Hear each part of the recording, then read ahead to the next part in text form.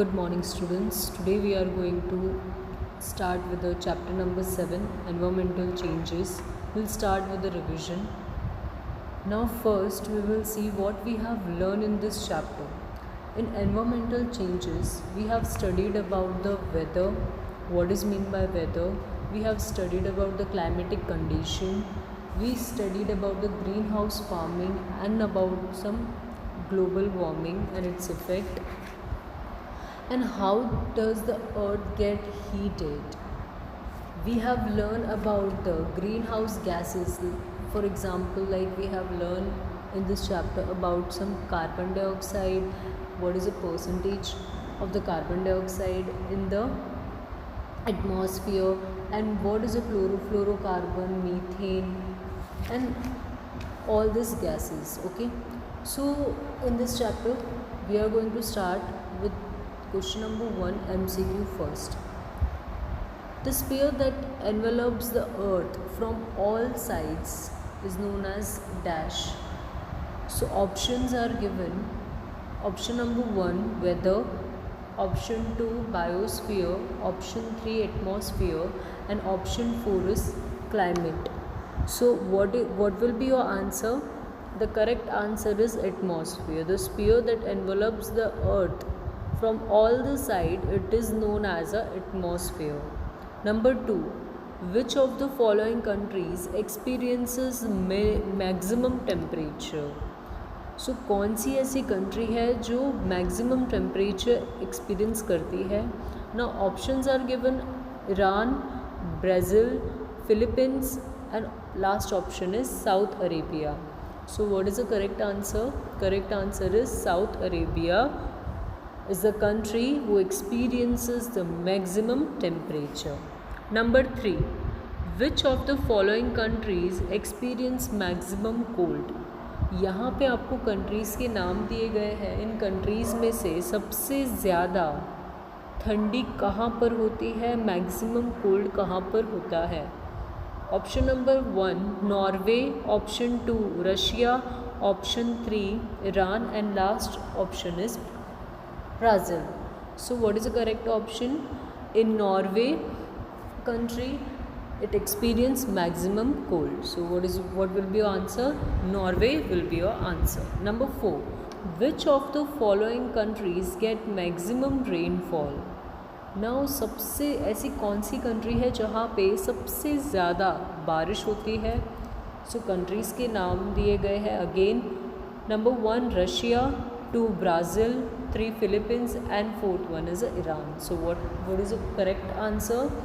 Philippines is the country which get maximum rainfall. Number 5, which gas play a major role in greenhouse effect? कौन सा ऐसा gas है जो major role play करता है green house effect में? हम लोगों ने ग्रीन हाउस इफेक्ट पढ़ा है, तो उसमें ऐसा कौन सा गैस है जो सबसे इम्पॉर्टेंट रोल प्ले करता है?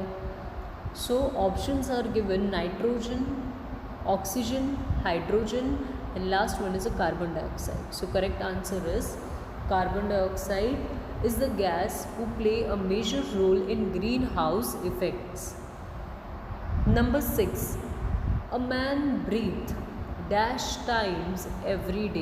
एक इंसान कितनी बार ब्रीथ करता है हर रोज़ या एवरी डे?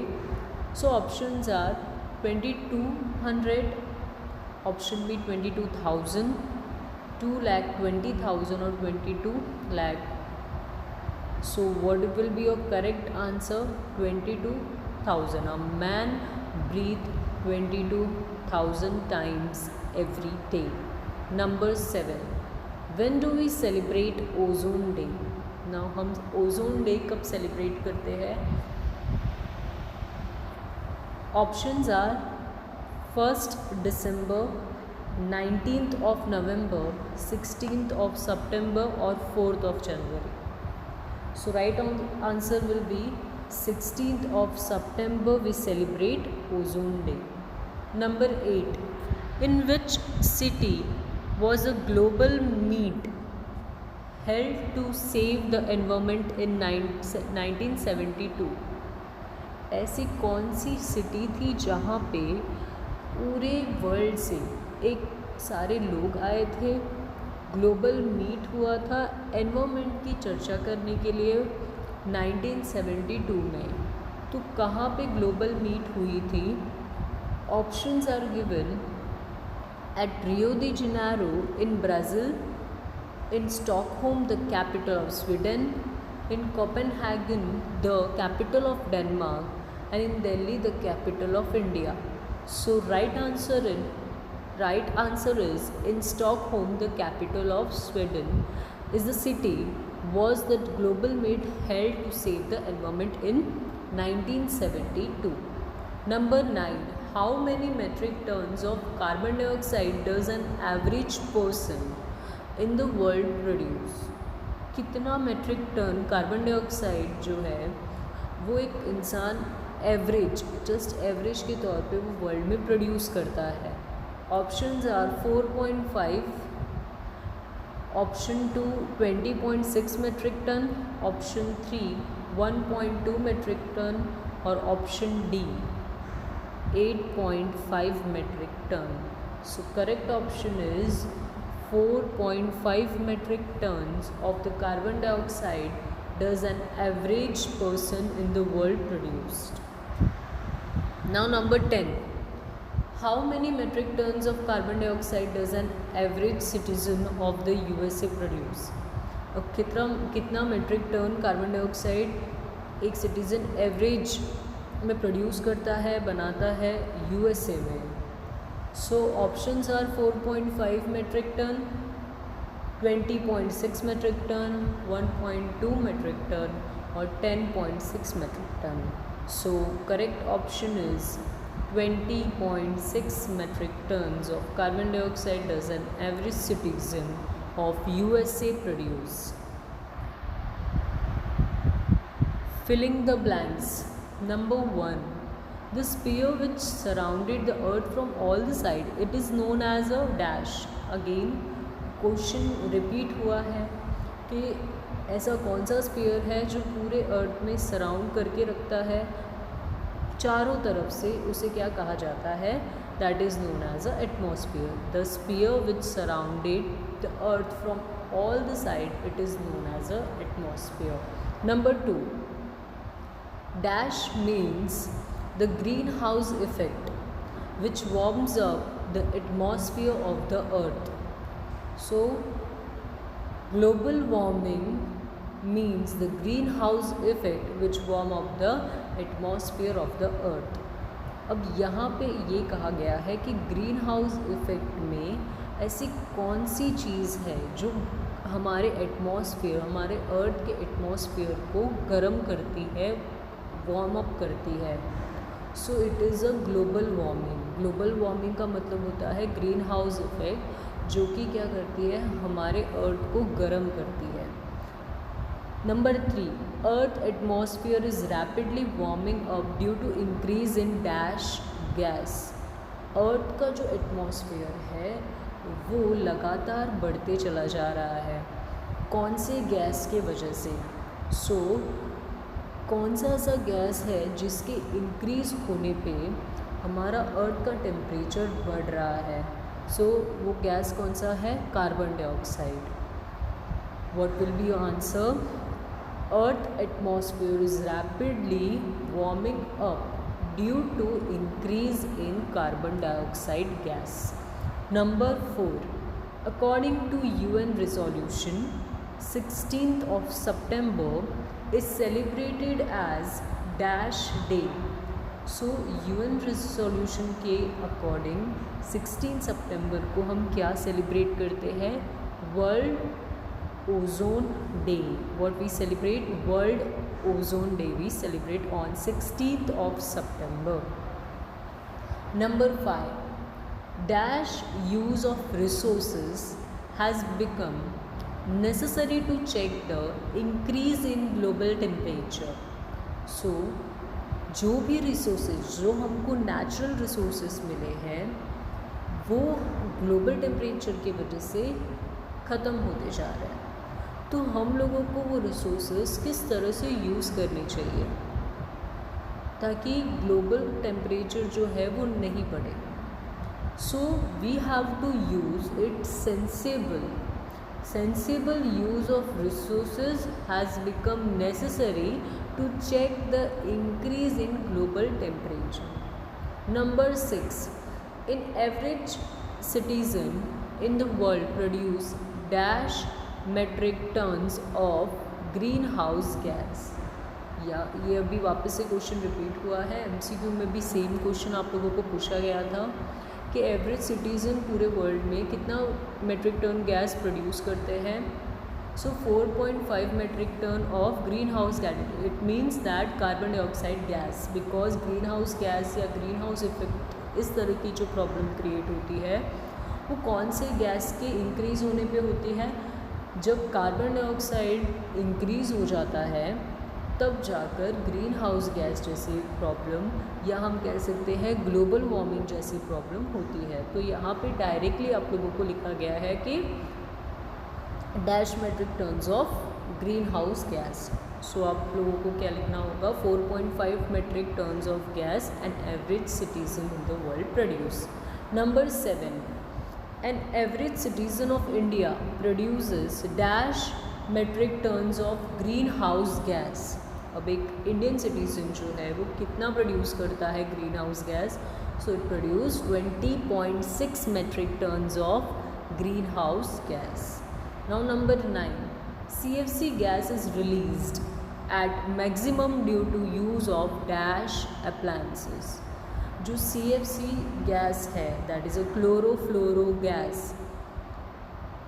सो वो इंक्रीज़ क्यों हो रहा है, वो इंक्रीज़ इसीलिए हो रहा है क्योंकि जो हम यूज़ करते हैं अप्लायंसेस जैसे कि फ्रिज हो गया, फिर refrigerator that is refrigerator, AC का यूज़ करना, ये सारी जो कूलिंग अप्लायंसेस हम यूज़ करते हैं उसके वजह से CFC गैस जो है वो इंक्रीज़ हो रहा है. नंबर 9, सो एक minute, what will be your answer in number 8, CFC gas is released at a maximum due to use of cooling appliances. Now number 9, the temperature of earth has increased by dash Celsius in the last 100 year. So हमारा earth का जो temperature है वो कितना increase हुआ है. It has been increased by 0.6 Celsius in last 100 years. Number 10, atmosphere is polluted due to dash. Atmosphere जो है वो pollute क्यों हो रहा है, किसके वजह से हो रहा है. So your answer will be, it is polluted due to human activity. Atmosphere is polluted due to human activities. Clear? Now true or false.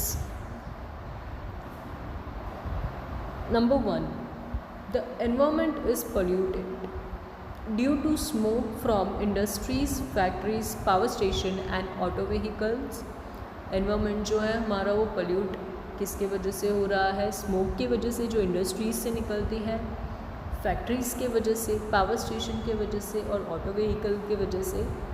So this statement is true statement. ये जो स्टेटमेंट है ये correct है क्योंकि environment pollute किससे होता है, जो इंडस्ट्रीज़ के द्वारा स्मोक निकलता है उससे, फैक्ट्रीज़ की आवाज़ से, फिर फैक्ट्रीज से जो वेस्ट होता है वो बाहर निकलता है. ये सारी चीज़ों की वजह से हमारा एनवायरनमेंट जो है वो पोल्यूट होता है. Number 2, a short term average of temperature, humidity and rain of a region is called a weather. So this statement is a correct statement. So what will be your answer? A short term average temperature, humidity and rain of a region is called a weather. So it will be a true. Number 3, problem of climate changes has emerged due to the reduction in greenhouse gases. अब climate change में जो problem आती है तो वो green house gases के reduce की वजह से होता है या बढ़ने की वजह से होता है. यहाँ पे लिखा है कि due to reduction of green house gases problem of climate changes. ऐसा नहीं होता. जबकि अगर ग्रीन हाउस गैस बढ़ता है तब जाकर क्लाइमेट चेंज होता है और इस तरीके की प्रॉब्लम आती है. So this statement will be a false statement. Number 4, the proportion of CO2 which 275 ppm 100 year ago has increased to 350 ppm at present. जो प्रोपोर्शन था कार्बन डाइऑक्साइड गैस का जो कि था 275 ppm 100 साल पहले की बात है और जो कि अब हो चुका है इंक्रीज होके बढ़ के 350 ppm एट प्रेजेंट. सो ये स्टेटमेंट ट्रू है. Yes, so this statement is true. Carbon dioxide का जो प्रोपोर्शन है जो पहले 100 साल पहले 275 ppm था, अब 100 साल के बाद उसका कितना हो गया है, वो 275 से लेकर 350 तक बढ़ चुका है. Number 5, the proportion of nitrous oxide which was 270 ppm before is now 470 ppm. अब नाइट्रस ऑक्साइड जो है उसका प्रोपोर्शन जो था 270 ppm से लेके अब 470 ppm हो चुका है. नहीं, इसका प्रोपोर्शन एकदम से इतना नहीं बढ़ा है. So this statement is a false statement. Number 6, beehives are disappearing fast due to global warming. Global warming की वजह से बी हाइव्स जो है वो एकदम ही डिसअपियर हो रही है. सो ये स्टेटमेंट ट्रू स्टेटमेंट है. Number 7, today man is preserving the environment due to his activities. आज के टाइम पे जो लोग होते हैं वो एनवायरनमेंट को प्रिजर्व करते हैं, प्रोटेक्ट करते हैं उनकी जो एक्टिविटीज़ है उनके द्वारा. सो ये स्टेटमेंट फॉल्स स्टेटमेंट है क्योंकि आज ह्यूमन एक्टिविटी जो एक इंसान अपने लिए कुछ भी काम करता है, जैसे कि अगर उसको ठंडा पानी चाहिए तो वो रेफ्रिजरेटर का यूज़ करता है. रेफ्रिजरेटर जो होता है वो CFC गैस छोड़ता है. उससे क्या होता है, CFC गैस एटमॉस्फेयर में कार्बन डाइऑक्साइड की मात्रा जो होती है वो इंक्रीज़ हो जाती है. ग्लोबल वार्मिंग जैसी प्रॉब्लम होती है. तो जो ह्यूमन एक्टिविटी है वो कभी भी एनवायरनमेंट को प्रिजर्व नहीं कर सकती. सो आज के टाइम पे जो ह्यूमन एक्टिविटीज़ हो रही है उससे एनवायरनमेंट पोल्यूट हो रहा है, ख़राब हो रहा है, ना कि प्रिजर्व हो रहा है. अगर हम जैसे लोग या कोई भी रेफ्रिजरेटर जैसी चीज़ या ऐसी कोई भी चीज़ जो एनवायरनमेंट को हार्म नहीं पहुंचाए उस तरीके की अगर चीज़ हम यूज़ करें, जैसे कि हम पेड़ पौधों को लगाएं, प्लांटिंग ऑफ ट्रीज़, जो ट्रीज़ को कट करते हैं वो चीज़ें को स्टॉप कर सकें, तो हम कह सकते हैं कि we are preserving the environment. So number 7, today man is preserving the environment due to his activity is a false statement. Number 8, every citizen of the USA produces 20.6 metric tons of greenhouse gas.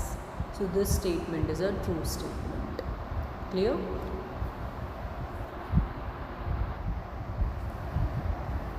Answer the following question in 1 or 2 sentences each. Number 1, what is the atmosphere or what is mean by atmosphere? Answer, atmosphere is nothing but the air that covered the earth from all the sides is known as the atmosphere. Atmosphere क्या है या atmosphere का मतलब क्या होता है? सो what will be your answer कि जो हवा होती है चारों तरफ हमारे अर्थ को कवर करके रखती है चारों तरफ से, उसे हम एटमॉस्फेयर कहते हैं. Number 2, how is the atmosphere polluted? Atmosphere जो है वो पोल्यूट किस तरह से हो जाता है? Answer, the atmosphere is polluted due to human activities like running industries, factories, power station and excessive use of vehicles. Atmosphere जो है वो किस तरह से पोल्यूट होता है? ह्यूमन एक्टिविटीज़ की वजह से, जैसे कि इंडस्ट्रीज़ को चलाना, फैक्ट्रीज़ का होना, पावर स्टेशन का होना और व्हीकल्स का ज़्यादा से ज़्यादा यूज़ करना, इससे एटमॉस्फेयर पोल्यूट होता है, एटमॉस्फेयर को नुकसान होता है. Number 3, what is an environmental changes? Environmental changes क्या है? और एनवायरमेंटल चेंज क्या होता है? Answer, due to an increase in global warming the changes which occur in temperature, wind direction, humidity, etc. are known as a environmental changes. Now environmental change का मतलब क्या होता है? जब भी ग्लोबल वार्मिंग में इंक्रीजमेंट होती है या ग्लोबल वार्मिंग जब बढ़ता है तो जो टेम्परेचर है उसके अंदर चेंज होता है, विंड का डायरेक्शन चेंज होता है, नमी में चेंज होता है, दैट इज़ ह्यूमिडिटी में चेंज होता है, उसे हम एनवायरमेंटल चेंजेस कहते हैं. Number 4, what is a weather? The short term average condition of temperature, humidity and rainfall over a region is called a weather. Weather का मतलब क्या होता है कि शॉर्ट टर्म का एक पीरियड होता है जहाँ पे कंडीशन को देखा जाता है कि उसका टेम्परेचर क्या है, वहाँ का ह्यूमिडिटी क्या है, रेनफॉल क्या है उस पार्ट में, उसे हम वेदर कहते हैं. Number 5, what is a climate? The long term which remain for more than 35 years, average condition of temperature, humidity and rain over a region is called climate. Climate क्या होता है? ये एक लॉन्ग टर्म कंडीशन होता है जहाँ पे ये लॉन्ग टर्म कंडीशन कब तक होता है? 35 years तक देखा जाता है कि एक पर्टिकुलर रीजन का या प्लेस का कंडीशन क्या है, टेम्परेचर का कंडीशन क्या है, वहाँ की ह्यूमिडिटी क्या है, वहाँ पे रेनफॉल किस तरह से है, तब जाके उसे क्लाइमेट कहते हैं. Number 6, what is a global warming? Global warming क्या है? Those gases which create greenhouse effects in the atmosphere retain the heat from the sun rays and keep the earth warmer. Now greenhouse gases का जो greenhouse effect create करते हैं, जो gases present होते हैं हमारे एयर में, उनका सडनली बढ़ जाना, उसे हम कहते हैं global warming.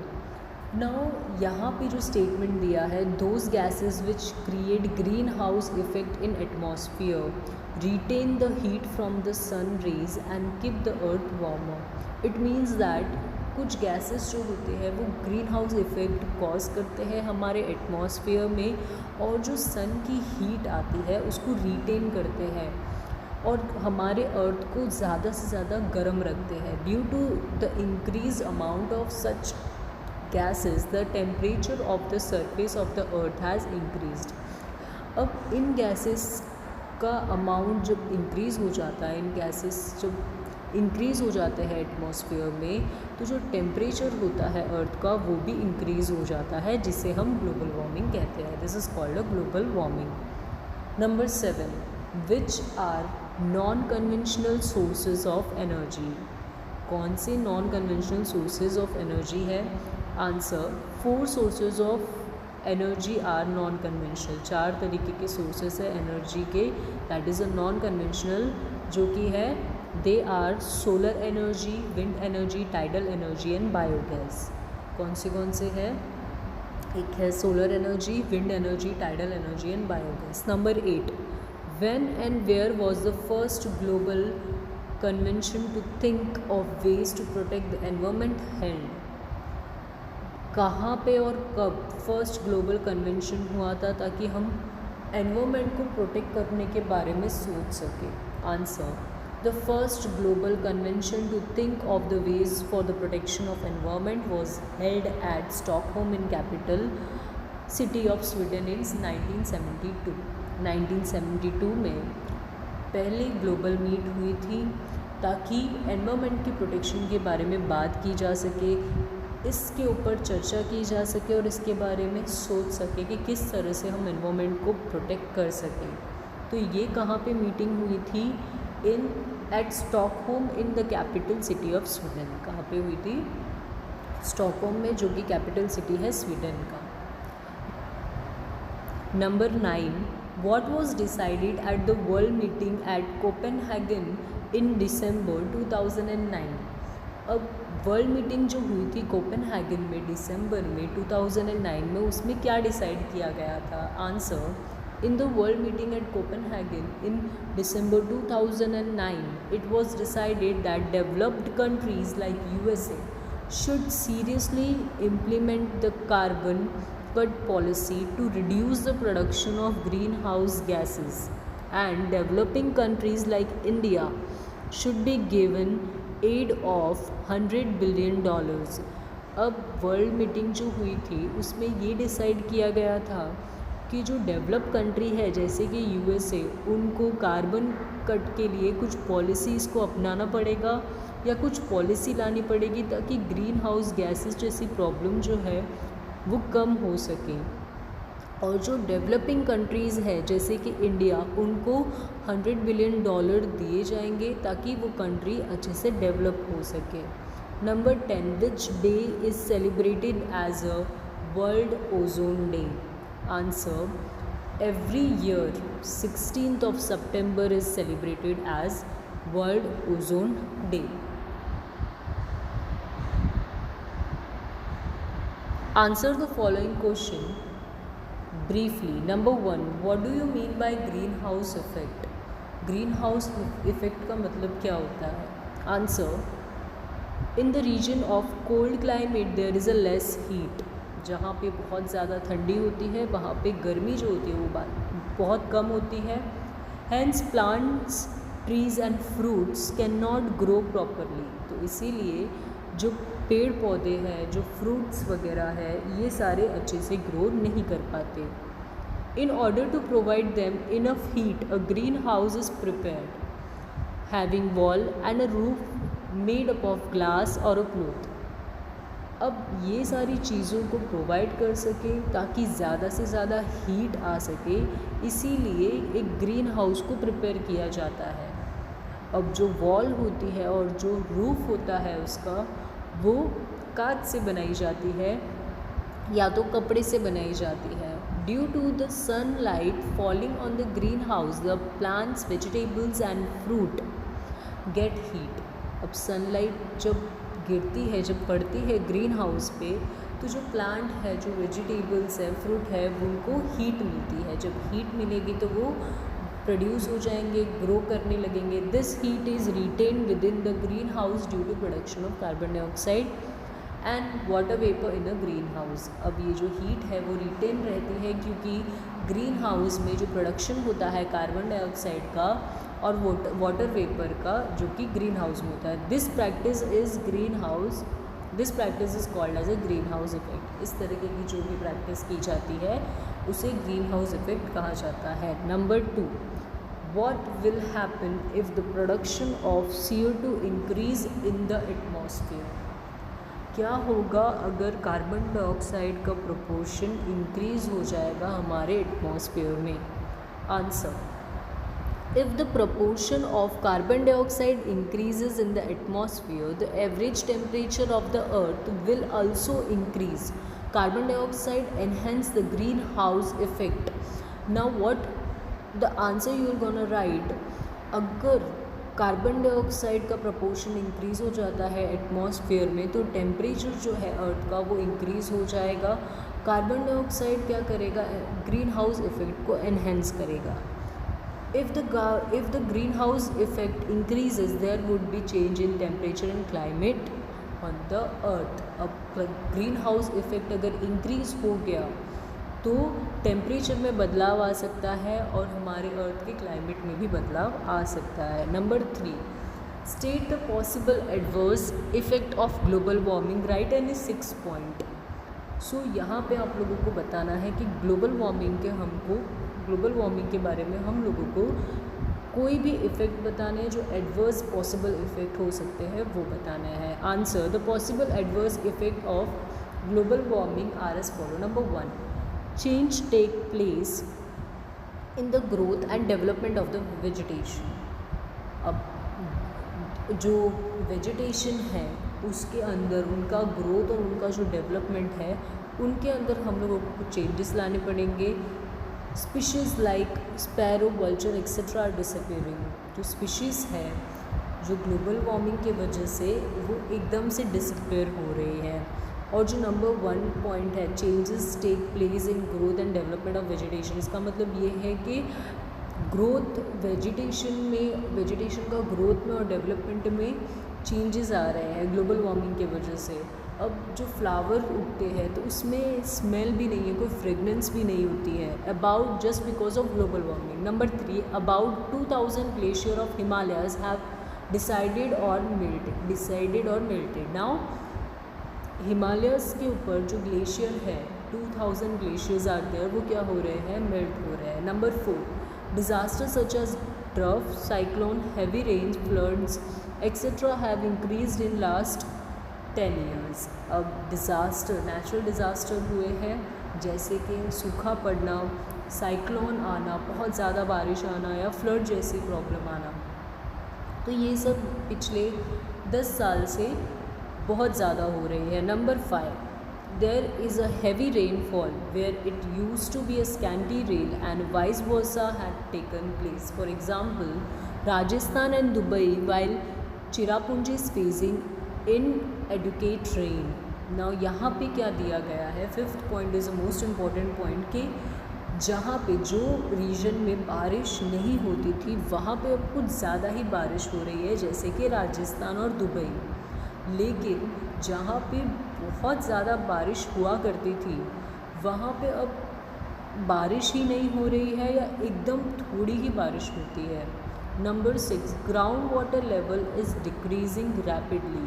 Ground water level जो है वो बहुत ही फटाफट डिक्रीज़ हो रहा है। Number 7, sea level rises up due to melting of glacier and coastal erosion is increased. अब समुद्र का जो बहाव है वो बढ़ते चला जा रहा है क्योंकि ग्लेशियर्स जो बड़े हुए हैं वो मेल्ट होते जा रहे हैं, इसीलिए कोस्टल इरोशन इंक्रीज़ हो रहा है।